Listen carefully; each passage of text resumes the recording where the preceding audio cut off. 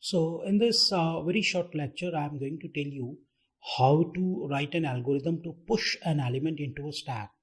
As I have already told you that pushing an element into a stack means inserting an element into a stack, and you are already aware about the fact that there is only one end in a stack and that is top, right? So whenever you want to push an element or pop an element, it will be only from the top, right? So I am going to push an element into a stack and that will be only on the top. So this is how we go. The first thing you will have to do is you will have to increment the value of top by 1. You have already seen the logic of stacks. I have explained it with the help of examples also. And as you can see, the first thing we are supposed to do is to increment the value of top. As you know, top is nothing else, but it is the last subscript of a stack, right? So I would increment the value of top by 1 so that I can create the space for the new element.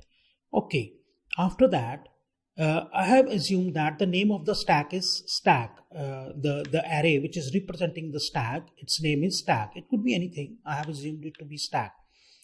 Val is the value, new value which is to be inserted into the stack, right? So val is nothing, it's just a name. So I am just assigning the value of val to stack top. Stack is the array which is representing the stack and top is the subscript. And now the subscript is one value bigger than the previous top because we have already incremented the value of top by 1.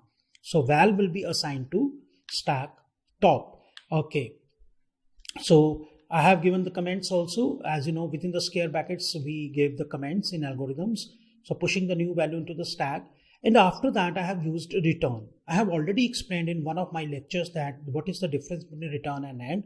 So here I have assumed that this algorithm of pushing an element into the stack has been called from some other algorithm.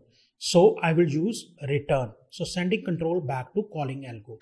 If I assume that this has not been called from some other algo, I will simply write end, right? So in the next lecture, I am going to explain how to write the algorithm to pop an element from a stack.